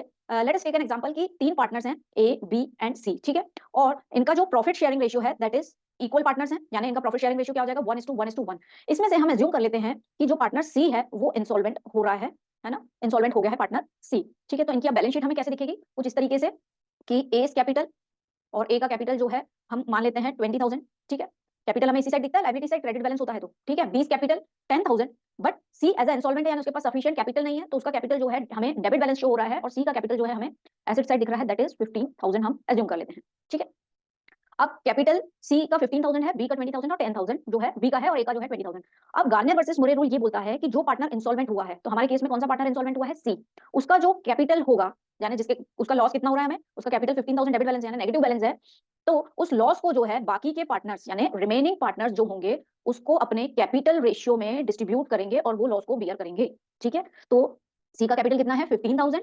अब रिमेनिंग पार्टनर्स कौन हुए इस केस में, ए एंड बी। ठीक है, और ए और बी जो है इसको किस रेशियो में डिस्ट्रीब्यूट करेंगे, इनका जो कैपिटल का रेशियो होगा उस रेशियो में। कैपिटल कितना है इनका 20,000 ए का है और बी का कितना है 10,000, तो इनका यदि रेशियो निकाल रहे हैं दैट इज 2:1 के रेशियो में जो है जो सी का लॉस है इंसॉल्वेंसी के कारण वो जो है ए और बी 2:1 रेशियो में बियर करेंगे। यानी 15,000 को 2:1 में हम डिवाइड करते हैं यदि, तो ये आ जाएगा आपका 5। ए जो है 10,000 बियर करेगा लॉस ड्यू टू इंसॉल्वेंसी, और बी जो है 5 into 1 5,000 जो है बियर करेगा लॉस एज अ इंसॉल्वेंसी, जो कि किसके हिस्से में थी, that is on the seize capital के कारण। तो गार्नियर वर्सेस मुरे रूल क्या बोलता है, वो यही बोलता है कि यदि कोई पार्टनर इंसॉल्वेंट हो रहा है तो उसका जो डेबिट बैलेंस है कैपिटल का, वो जो है बाकी के पार्टनर्स जो है रिमेनिंग पार्टनर्स जो हैं वो अपने कैपिटल के रेशियो में उस कैपिटल को डिस्ट्रीब्यूट कर लेंगे और अपने हिस्से में डाल देंगे। ठीक है, और इसके अलावा ये जैसे कि रियलाइजेशन अकाउंट बनाया जाएगा और उस समय कोई लॉस हो रहा है, रियलाइजेशन लॉस होगा, तो वो तो सिंपली सभी पार्टनर्स जो हैं जितने भी, जैसे हमारे एग्जांपल में ए बी और सी हैं, तो वो अपने प्रॉफिट शेयरिंग रेशियो में उसको डिस्ट्रीब्यूट कर लेंगे, जो कि क्या है हमारे केस में 1:1:1 में। अब गार्नियर वर्सेस मोरे रूल हमें दो चीजें सिखाता है कि पहले तो यदि कोई पार्टनर इंसॉल्वेंट हो रहा है तो उसका जो कैपिटल है बाकी के पार्टनर्स जो है उस कैपिटल को अपने कैपिटल के रेशियो में डिस्ट्रीब्यूट कर देंगे, है ना कि प्रॉफिट शेयरिंग रेशियो में। और दूसरी बात, यदि कोई लॉस होता है रियलाइजेशन पे या और कोई लॉस होता है तो वो सभी पार्टनर्स जो है प्रॉफिट शेयरिंग रेशियो में डिस्ट्रीब्यूट कर देंगे। ठीक है, यही होता है गार्नियर वर्सेस मोरे रूल। ठीक है, आया क्लियर हुआ यहाँ तक। अब जो है हम पढ़ते हैं क्या है हमारा Garner versus Murray. According to Garner versus Murray rule, when a partner become insolvent, Garner versus Murray क्या बोलता है कि जब कोई पार्टनर जो है इंसॉल्वेंट होता है, हमारे केस में कौन था C, and having the deficiency debit balance of his account, it is to be borne, और यदि उसके अकाउंट में डिफिशिएंसी है, डेबिट बैलेंस है, तो वो कौन बॉर्न करेगा, remaining partners in their capital ratio. ठीक है, उसके कैपिटल रेशियो में आपको ध्यान देना है, ये रेशियो में नहीं करना है, उनके कैपिटल के रेशियो में डिस्ट्रीब्यूट करना है। और and the realisation loss it is to be distributed in the profit sharing ratio of all partners, और जो रियलाइजेशन लॉस हो रहा है उसको हम किस रेशियो में डिस्ट्रीब्यूट करेंगे, प्रॉफिट शेयरिंग रेशियो में डिस्ट्रीब्यूट करेंगे, जो हमारे केस में क्या था 1:1:1, और कैपिटल रेशियो हमारे केस में क्या था दैट इज 2:1। ठीक है, तो गार्नियर वर्सेस मोरे रूल ये था। अब इसकी कहानी क्या है, इसका केस क्या है, प्रिंसिपल देख लिया, ये रूल आपको फॉलो करना पड़ेगा। ठीक है, जब भी आपको कहा जाए कि अकाउंटिंग जो है आपको गार्नियर वर्सेस मोरे से करनी है, जैसे अभी हमने रियलाइजेशन अकाउंट बनाया, पार्टनर्स कैपिटल और कैश अकाउंट बनाया, आपको उसी में बोल दिया है कि Garnier versus Murray rule apply करना है और आपको पार्टनर्स की कैपिटल की डिफिशिएंसी दे दी है ना। तो आपको ध्यान होगा, तो हमने बाय पार्टनर्स कैपिटल अकाउंट बनाते हैं, बाय बैलेंस ब्रॉट डाउन लिखते हैं, तो आपका डेबिट साइड भी बैलेंस आएगा, तो उस अमाउंट को जो है हम बाकी के पार्टनर्स में डिस्ट्रीब्यूट कर देंगे। ठीक है, अब क्या था ये गार्नियर वर्सेस मोरे रूल इतना फेमस क्यों हो गया कि इसको फॉलो करना पड़े, तो एक्चुअली इसके पीछे की स्टोरी अब ये है कि देयर वेयर 3 पार्टनर्स जिनका नाम था गार्नियर, है ना, उनके नाम पे ही ये जो है रूल फॉलो होता है, और दूसरा पार्टनर था मोरे, और तीसरा पार्टनर जो था दैट इज विल्किंस। ठीक है, ये बात है इंग्लैंड लंदन की। ठीक है, जहां पे ये केस चला था, और बात जो है बहुत पहले की ईयर 1903 की है। उससे पहले क्या होता था, जब भी इंसॉल्वेंसी होती थी और जो डेबिट बैलेंस होता था इंसॉल्वेंट पार्टनर का, वो प्रॉफिट शेयरिंग रेशियो में डिस्ट्रीब्यूट होता था। लेकिन गार्नियर वर्सेस मोरे के रूल के बाद एक जजमेंट आया, और उस जजमेंट में ये हुआ कि अब जब भी कोई पार्टनर जो है इंसॉल्वेंट होगा तो उसकी जो डिफिशियंसी होगी वो जो है कैपिटल रेशियो में जो है रिमेनिंग पार्टनर्स आपस में डिस्ट्रीब्यूट कर लेंगे। ये था गार्नियर वर्सेस मोरे रूल। ठीक है, तो जो है इसके कारण जो है ये रूल जो है फेमस हो गया, और उन्हीं के नाम पे जो है ये जजमेंट चलने लगा। तो उससे पहले 1903 से पहले जो है क्या होता था, प्रॉफिट शेयरिंग रेशियो में ही डिस्ट्रीब्यूट करते थे यदि कोई डिफिशिएंसी। लेकिन ये केस के बाद जज जॉयस करके कोई थे, उन्होंने अपना जजमेंट सुनाया था जिसमें उन्होंने ये चीज बोली थी कि अब जो कोई इंसॉल्वेंट पार्टनर रहेगा तो उसकी डिफिशिएंसी जो है बाकी के पार्टनर्स कैपिटल रेशियो में जो है डिस्ट्रीब्यूट करेंगे। ठीक है, और यदि कोई लॉस होता है तो वो तो प्रॉफिट शेयरिंग रेशियो में। तो उनकी बैलेंस शीट भी सामने आई थी कुछ इस तरीके से, बैलेंस शीट दी गई थी, गार्नियर की कैपिटल, मोरे का कैपिटल, और ये विल्किंस की कैपिटल जो है आपको अपोजिट साइड दिख रही है ना, जो अभी हमने समझी जिस तरीके से, और ये कैश दिख रहा है एसेट साइड, और ये लॉस होगा बिजनेस में जो हुआ है। ठीक है, और ये रुपीस में नहीं है, ऑब्वियसली इंग्लैंड का यदि केस है तो ये जो है आपको वहां की करेंसी दैट इज पाउंड में जो है आपको ये अमाउंट दिए है 2500 pound, 314 pound, 1916 pound, 263 and 635 pound में जो है ये बैलेंस शीट दी गई थी। अब क्या था, ये गार्नियर का, ये मुरे का कैपिटल था, विल्किंस का जो 260 कैपिटल था, यानी ये डिफिशियंसी थी उसकी कैपिटल की, जो गार्नियर एंड मुरे ने आपस में अपने कैपिटल रेशियो में डिस्ट्रीब्यूट की थी। ठीक है, और वहीं इस लॉस को जो है बियर किया था गार्नियर, मुरे एंड विल्किंस ने अपने प्रॉफिट शेयरिंग रेशियो में, जो कि ये लोग इक्वल पार्टनर्स थे, है ना। तो ये उस समय का केस है, और तब से जो है ये फेमस हो गया है, और इसलिए जो है कभी कभी पूछा जाता है। तो अब आपको क्लियर है गार्नियर वर्सेस मुरे। अब यदि इसमें अकाउंटिंग पूछी जाती है तो जो है आप कैसे करेंगे, तो सेम जैसे हम रियलाइजेशन अकाउंट बनाते हैं, हमने रियलाइजेशन बनाया, पार्टनर्स कैपिटल अकाउंट बनाएंगे तो बाय बैलेंस ब्रॉट डाउन जो है ये लिख दिया हमने, और डेबिट साइड जो है टू बैलेंस ब्रॉट डाउन लिख देंगे। अब इसको जो है हम क्या करेंगे, 263 को जो है गार्नियर, जो डेबिट बैलेंस है वो जो है गार्नियर और मुरे अपने हिस्से में डाल देंगे, उस तरीके से जो है उसकी एंट्री की जाएगी। ठीक है, जैसे कि ये डिफिशियंसी है तो इसको कैसे हम रिकॉर्ड करेंगे, हम पार्टनर्स कैपिटल अकाउंट बना के देख लेते हैं, है ना, ताकि जो है हमें याद भी रहे। तो हम कैपिटल देख लेते हैं, विलिकिंस की कितनी है 263, और इधर है 2500 और 314। ओके, तो पार्टनर्स कैपिटल यदि हम बनाएं छोटा सा, तो इस तरीके से ये पर्टिकुलर्स हो गया, और इस साइड हमारा गार्नियर जी लिख देते हैं, मुरे का एम लिख देते हैं, और विलिकिंस का जो है डब्ल्यू लिख देते हैं।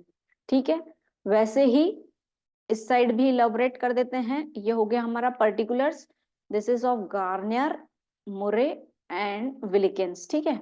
यस, यदि अब हम कैपिटल लिखें तो कितनी थी गार्नियर की बाय बैलेंस ब्रॉट डाउन, तो गार्नियर की थी 2400, मुरे की थी 31, एक मिनट चेक कर लेते हैं, 314, ओके। और विल्किंस की थी डेबिट साइड, तो इसको हम लिखेंगे to balance brought down, that is 263, ठीक है। अब ये लॉस जो है, डिफिशियंसी जो है, वो कौन बियर करेंगे, जी और एम ले जाएंगे विल्किंस की डिफिशियंसी। तो यहाँ पे हम क्या लिख देंगे, बाय विल्किंस। और ये 263 को जो है, इनका जो कैपिटल रेशियो है दैट इज 2500:314, उस रेशियो में जो है डिस्ट्रीब्यूट कर देंगे इस 263 को, तो उतना जो है जी में चला जाएगा, दैट इज गार्नियर, और फिर जो है मुरे में। तो ये छोटा सा सिंपल सा गार्नियर वर्सेस मुरे रूल है, जिसमें आप लिख लीजिए रूल में क्या बोला है कि डिफिशियंसी को जो है of insolvent partner is to be distributed in the capital ratio, ठीक है। और दूसरा, यदि कोई लॉस हो रहा है, लॉस ऑन रियलाइजेशन है, तो it is to be distributed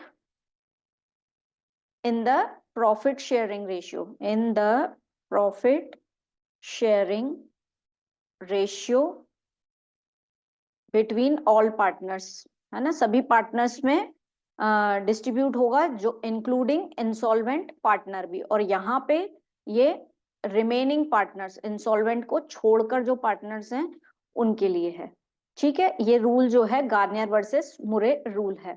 दोस्तों इसमें एक और चीज ये आती है कि ये तो बात हो गई जब फिक्स्ड कैपिटल का केस है। अब फ्लक्चुएटिंग कैपिटल यदि है ना, आपको फ्लक्चुएटिंग कैपिटल अकाउंट अगर बनाना है, उस केस की यदि बात की, तो जहां पे ये हम कैपिटल रेशियो लिख रहे हैं, डिफिशियंसी का जो अमाउंट लिख रहे हैं, तो उसमें कैपिटल के साथ साथ यदि कोई रिजर्व दिया है तो वो भी ऐड हो जाएगा, और इन दोनों का रेशियो मिलकर बन जाएगा, ठीक है। वो फ्लक्चुएटिंग का केस है।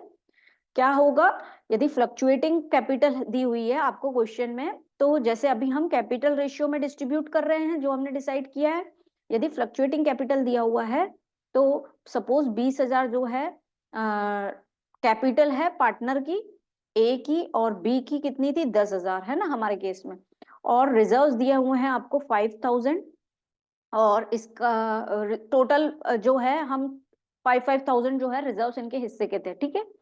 तो अब क्या करेंगे, हम जो रेशियो बनाएंगे ना कैपिटल रेशियो, वो रिजर्व्स को इंक्लूड करके बनाएंगे, 25,000 एंड 15,000। ये कौन सा केस रहेगा, जब आपका फ्लक्चुएटिंग कैपिटल का केस दिया हुआ रहे, ठीक है। तो ये है हमारा गार्नियर वर्सेस मुरे का रूल। अब आगे बढ़ते हैं हम towards the amalgamation of forms, जो है उसको हम समझते हैं। What do you mean by amalgamation of forms? Amalgamation of forms से आप क्या समझते हैं, डिस्कस इट्स ऑब्जेक्ट्स। अब अमलगमेशन ऑफ फॉर्म्स क्या होता है दोस्तों, जब दो या दो से ज्यादा फॉर्म्स हो या इंडिविजुअल्स हो, वो साथ में मिलकर जो है काम करती हैं, उसे ही हम कहते हैं अमलगमेशन ऑफ फॉर्म्स। यानी सपोज कोई ए लिमिटेड थी और दूसरी जो है बी लिमिटेड थी। अब इन दोनों ने डिसाइड किया कि हम दोनों मिलकर जो है साथ में बिजनेस करेंगे और हम ए बी लिमिटेड कंपनी बनाएंगे, तो उसी को ही कहते हैं अमलगमेशन, ठीक है। तो this is known as amalgamation of a firm, यानी एक नई एंटिटी फॉर्म की जाती है, उसी को ही कहते हैं amalgamation. Let us read, when two और more firms join together and make a new firm. जब दो या दो से ज्यादा फर्म्स जो हैं साथ में मिलकर जो है एक नई फर्म बनाती है, with a view to avoid competition और टू एक्सपांड बिजनेस, है ना, जिससे कंपटीशन कम हो सके और बिजनेस जो है एक्सपांड हो सके, it is called amalgamation of firms. Amalgamation combines two or more companies into a new entity by merging their assets and liabilities। तो जो दोनों या दो से ज्यादा जो भी कंपनी साथ में आती हैं, तो उनकी एसेट्स और लाइबिलिटीज को मर्ज कर कर जो है एक नई कंपनी बनाई जाती है और उसे ही हम कहते हैं अमलगमेशन ऑफ फर्म्स। अब इसका उद्देश्य क्या होता है, let us see objects of amalgamation. क्यों अमलगमेशन किया जाता है, जैसे कि हमको दिया गया है टू अवॉइड कंपटीशन, या फिर बिजनेस को एक्सपांड करने के लिए भी जो है अमलगमेशन किया जाता है। Let us see, to avoid competition, कभी कभी हमें लगता है कि हमारा कॉम्पिटिटर है और सेम उसी टाइप का बिजनेस कर रहा है, तो कभी कभी हम उससे कंपटीशन ना करके उससे क्या करते हैं, दोस्ती कर लेते हैं और साथ में मिलकर जो है बड़ा बिजनेस बनाते हैं, उसको जो है एक्सपांड करते हैं। तो that is why amalgamation is done. To reduce management expenses, management के बहुत खर्चे होते हैं, यदि दो एंटिटीज साथ में मिलकर जो है काम करेंगी तो ऑब्वियसली मैनेजमेंट का खर्चा जो है एक लिमिट तक ही आएगा, क्योंकि दोनों को मैनेजमेंट स्किल्स की रिक्वायरमेंट है, तो एक ही बार में वो काम हो जाएगा। तो इसके कारण भी अमलगमेशन किया जाता है। जब बिग बड़ी बड़ी कंपनीज की बात की जाए तो वहां पे एक्सपेंसेस को कंट्रोल करने के लिए भी अमलगमेशन किया जाता है। मोनोपोली, यदि आपको ऐसा लगता है कि आपके जैसे बहुत सारे बिजनेसमैन हैं जो सेम बिजनेस में डील कर रहे हैं, लेकिन आप चाहते हैं कि you should have a good monopoly, कि जो भी बिजनेस ऐसा चल रहा है वो सिर्फ आपका ही सर्विस, तो आप जितने भी आपके जैसे बिजनेस थे उनको सबको साथ में लेकर एक नई एंटिटी फॉर्म कर लेते हैं, इनको जो है ज्वाइन करवा लेते हैं अपने साथ, तो that is known as amalgamation. तो मोनोपोली के लिए भी अमलगमेशन ऑफ फर्म्स किया जाता है। एक्सपांशन ऑफ बिजनेस, बिजनेस को बढ़ाने के लिए, एक्सपांड करने के लिए अमलगमेशन इज रिक्वायर्ड। और जो है इंक्रीज इन इफिशिएंसी, जैसे कि हम देखते हैं हर किसी की कुछ स्किल्स होती हैं, हर किसी की कुछ एक्सपर्टाइज होती है, तो इफिशिएंसी बढ़ेगी। यदि एक बिजनेसमैन है, एक फर्म है, उसके पास कुछ अलग स्किल्स है और दूसरे फर्म के पास कुछ अलग स्किल्स है, तो यदि वो साथ में मिलकर जो है काम करती है तो उससे जो है काम करने की इफिशिएंसी बढ़ेगी, क्योंकि वहां पे एक्सपर्टाइज यूज होगी। ठीक है, तो इसलिए जो है अमलगमेशन ऑफ फर्म जो है किया जाता है और ये इसका उद्देश्य होता है। अब बात करें जब अमलगमेशन ऑफ फर्म होती है तो उसका अकाउंटिंग प्रोसीजर कैसे होता है, तो let us see accounting treatment in the books of new firm on amalgamation. जैसे कि हमने एग्जांपल लिया था कि ए एक फर्म है और बी एक फर्म है और दोनों ने मिलकर जो है ए बी लिमिटेड बनाई है। ठीक है, तो ए का हिसाब किताब होगा, ए की जितनी एसेट्स लायबिलिटी है वो, और वैसे ही बी का जो हिसाब किताब है उसको जो है रिजॉल्व करके पूरी की पूरी एसेट्स एंड लायबिलिटी किसके पास चली जाएगी, नई फर्म के पास चली जाएगी जो कि ए बी लिमिटेड है। तो अब उसी को ही हम अकाउंटिंग वे में देखते हैं। तो सबसे पहले जो है on taking over assets and liabilities, जो नई फर्म है वो ओल्ड फर्म की एसेट्स और लायबिलिटीज ले लेती है। जैसे कि हमने केस बनाया है, हमारा ए और बी जो है दो अलग अलग फर्म्स थी और इन्होंने मिलके जो है ए बी लिमिटेड बनाई है। ठीक है, तो अब क्या होगा, ए की एसेट्स ले ली जाएंगी, ठीक है, ये जनरल एंट्री होगी, और ए की जितनी भी लायबिलिटीज हैं वो ले ली जाएगी, और यदि पार्टनर्स के कैपिटल हैं तो वो कैपिटल अकाउंट को भी हम क्रेडिट करके इस तरीके से पूरी उनकी बैलेंस शीट खत्म कर ली। ये ए के लिए भी करेंगे और ऐसे ही सेम एंट्री जो है बी के लिए भी पास ऑन होंगी। पहले ए के लिए पूरी जनरल एंट्री पास ऑन होंगी और फिर ऐसी ही सेम बी के लिए। ठीक है, तो इस तरीके से उनके एसेट्स और लायबिलिटीज ले लेंगे। फिर सेकेंड यदि हम बात करें एडजस्टमेंट ऑफ कैपिटल, उनके कैपिटल स्ट्रक्चर को देखा जाएगा कि पार्टनर्स कैपिटल बनाया जाएगा और देखा जाएगा कि किसी पार्टनर को जो है कैपिटल लाना है कि किसी पार्टनर को कैपिटल देना है। यदि आपको याद हो तो हमने टू कैश या बाय कैश के नाम से एंट्री की थी, अभी प्रैक्टिकल सॉल्व किया था, तो है ना। तो उसमें यदि किसी पार्टनर को पैसा लाना होगा तो उसकी एंट्री क्या हो जाएगी, cash account debit to partners capital account. ठीक है, यदि डिफिशियंसी हुई होगी तो। और दूसरे केस में क्या होगा, यदि किसी पार्टनर को पेमेंट करना होगा तो partners capital account debit to cash account. इस तरीके से पार्टनर्स का लेन देन होगा, उनका हिसाब किताब बनेगा। ठीक है, तो जिसको लानी है और जिसको देना है कैपिटल जो है हम चाहे तो लिख सकते हैं यहाँ पे कैश रिसीव्ड फ्रॉम पार्टनर, और यहाँ पे लिख देते हैं कैश टेकन फ्रॉम पार्टनर। ठीक है, ये हो गया एडजस्टमेंट। उसके बाद जो है थर्ड होता है क्लोज गुडविल अकाउंट। यदि सभी पार्टनर्स चाहते हैं कि गुडविल अकाउंट जो है अब नहीं रहना चाहिए, नए सिरे से नई कंपनी बनेगी और उसकी फिर गुडविल बनेगी, तो इसको जो है क्लोज किया जाता है। तो उसको कैसे क्लोज करेंगे? पार्टनर्स कैपिटल अकाउंट से उसको राइट ऑफ कर देंगे। तो उसकी एंट्री कैसे होती है? Partners capital account debit to goodwill account, है ना, पार्टनर्स के कैपिटल अकाउंट से उसको जो है राइट ऑफ कर देंगे। फिर जो है लास्ट जो है नई बैलेंस शीट बनती है। जितनी भी एसेट्स आ गई कंपनी के पास, नई फर्म के पास, ये एबी लिमिटेड के पास, वो नई बैलेंस शीट बनाता है। जितनी भी एसेट्स हैं, जो लाइबिलिटीज थी पुरानी कंपनीज की, वो लाइबिलिटीज उन सबको साथ में रिकॉर्ड करके जो है नई बैलेंस शीट बनती है। तो इस तरीके से जो है अकाउंटिंग ट्रीटमेंट किया जाता है फॉर द एबी लिमिटेड, है ना। जैसे कि अब ये एसेट्स और लाइबिलिटीज एग्जांपल लें तो एसेट्स ऑफ ए थी 40,000, और हम फर्स्ट एंट्री को देख रहे हैं ना, और बी की लाइबिलिटीज थी, टू लाइबिलिटीज अकाउंट कितनी थी, ये हम अज्यूम कर लेते हैं, दैट इज 20,000, और कैपिटल भी हम मान लेते हैं 20,000। ठीक है, ये हो गया ए का। और ऐसे ही बी ने भी रिकॉर्ड, ये बी की अगर बात करें तो बी की एसेट्स थी 50,000, और ये हम मान लेते हैं बी की लाइबिलिटीज थी 40,000, और 10,000 था उसका कैपिटल। ठीक है, हम बार बार लिखते नहीं है उस अमाउंट को। तो जो नई बैलेंस शीट बनेगी उसकी एंट्री कैसे करेंगे? एसेट्स, नई बैलेंस शीट यानी एबी लिमिटेड, जो हमने एग्जांपल लिया उसके अकॉर्डिंग एसेट्स। अब क्या होगा? ये 40,000 और ये 50,000 टोटल मिलके कितनी हो गई? 90,000 की एसेट्स। इस तरीके से जो है पूरी की पूरी नई बैलेंस शीट बन जाएगी। वैसे ही लाइबिलिटीज की बात करें तो लाइबिलिटीज जो है 20,000 इसकी है, 40,000 टोटल मिला के 60,000 जो है एबी लिमिटेड के पास लाइबिलिटीज आ गई।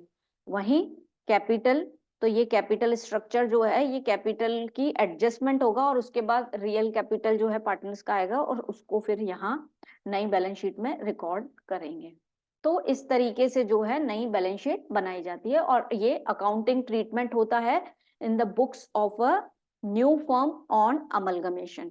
ठीक है दोस्तों, तो यहाँ पर हमने देखा कि अमलगमेशन क्या होता है, जब दो या दो से ज्यादा फर्म्स या इंडिविजुअल्स मिलकर जो है एक नई एंटिटी फॉर्म करते हैं, नए, तो उसी को ही हम कहते हैं amalgamation of firms.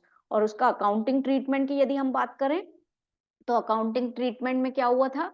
On taking over the assets and liabilities, सबसे पहले उनकी एसेट्स और लाइबिलिटीज नई फॉर्म ले लेगी, फिर उनके कैपिटल को एडजस्ट करेगी, यहाँ पे उनका प्रॉफिट शेयरिंग रेशियो भी चेंज होना होगा तो हो जाएगा, फिर उनके गुडविल अकाउंट जो है क्लोज हो जाएंगे, राइट ऑफ हो जाएगा, और लास्ट जो है उनकी नई बैलेंस शीट बनेगी। तो आपसे जनरल एंट्री भी पूछी जा सकती है, जिसको आप इस तरीके से बता सकते हैं। ठीक है, तो यहाँ पे जो है हमारा यूनिट 5 जो है वो खत्म होता है। With this, thank you for the session.